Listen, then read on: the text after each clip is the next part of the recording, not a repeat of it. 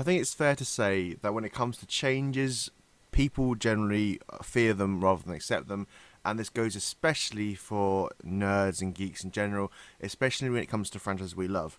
That being said, I was just as bad when I first heard that Pokemon Let's Go Pikachu or Eevee was going to have some very, very different things in it compared to what we expect from a sort of typical Pokemon RPG.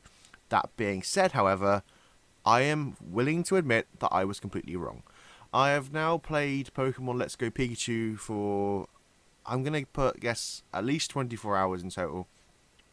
And I can say without a doubt that any changes made to the standard procedure of the games has definitely been worthwhile in my opinion. Now, the gameplay is mainly what you'd expect from a Pokemon RPG. You get a starter, you have to battle gym leaders, and then you go on to the Elite Four. Nothing different there. However, the main difference comes in the fact that we don't battle the wild Pokemon anymore, as you've probably heard before. I will repeat anyway. Instead, now we see the Pokemon as they are in the wild, so no random encounters. Very good point there. And you only throw Pokeballs at them and give them berries, much like Pokemon Go. That was the point, basically. And so, to balance this though, you now get XP for your party just by catching Pokemon as well. And there's a whole, catch the same Pokemon over and over again, you get more XP and more chance to get shinies. That's one of the main changes. The other main change for me is that it does feel a lot less annoying to grind for Pokemon now. I don't hate the standard Pokemon RPG by any means. I love them, although the later ones I kind of got annoyed with because I'm getting on in years, shall we say. So I kind of loved the original games, loved the second games, and even probably third generation. After that, I kind of lost the interest a bit. I did play Pokemon Moon, however, I just didn't really like that. So I was a bit iffy when it came to Pokemon Let's Go, which was a remake of Yellow, which I think was the first game of them that I owned. I know I borrowed Blue off someone to play, but Yellow was the first one I owned. And so the expectation was quite high for me, and then I heard it was being changed, and so I wasn't too happy. However, like I said, all the changes in this game, to me at least, are good. So taking out the grinding, sort of, but replacing it with something other kind of grinding works well for me. The other difference is that it feels a bit more open. Like, I managed to go to Blaine after having only done the first 4 gyms.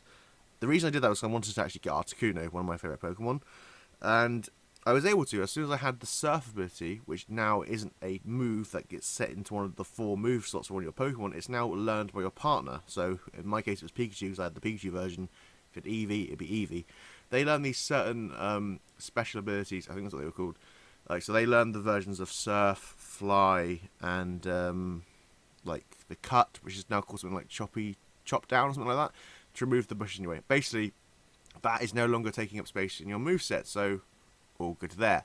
So, yeah, as you might be able to guess where this review is, off the top of my head, I've not written a script of this, so if I do get a few things wrong, I'm sorry, but going on my opinion. But my main point is that any change made, though, was definitely worth it, and to me makes the game better.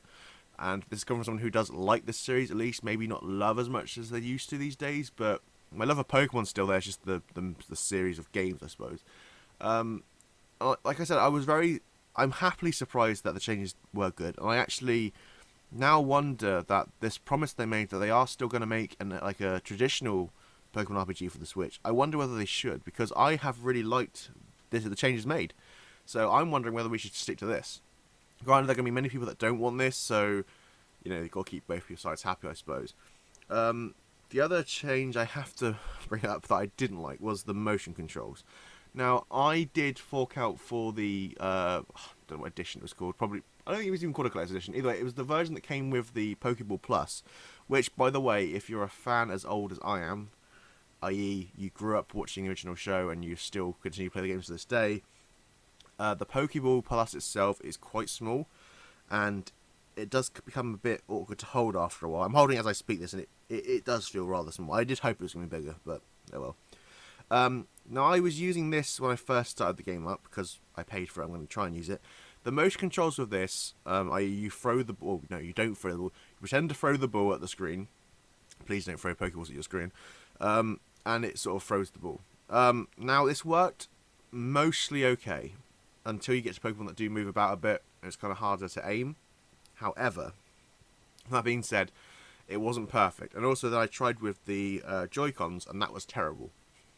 So if you have not got the game yet, are wondering about it, if you don't, like me, just want the Pokeball Plus because you want a Pokeball, don't bother getting it. It's not that great. I also would say that it's actually better to play the game in handheld mode. That's because you don't have to use motion controls. Instead, the only sort of motion control that comes into play here is you use the console to sort of aim the screen, sort of the gyroscope thing from the 3DS, I suppose.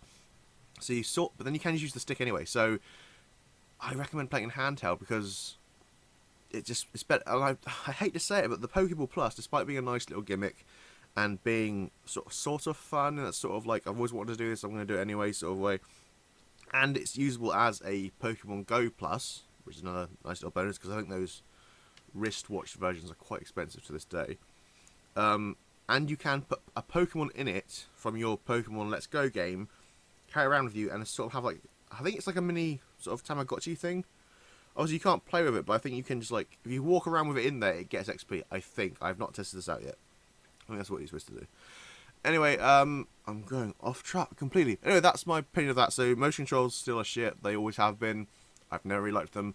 The only time I could sort of say I enjoyed motion control was during the Nintendo Wii with Wii Sports, when I was playing golf with Marcus. That's as close as I can get to that. But overall, Pokemon Let's Go is a great actual remake of Pokemon Yellow.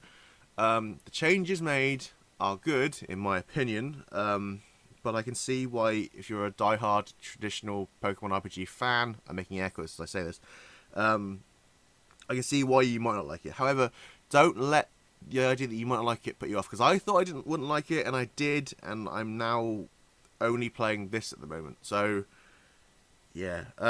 I've got to say as well that that when I played Pokemon Let's Go, in TV mode, I had certain areas of slowdown, especially when there's lots of wild Pokemon on the screen.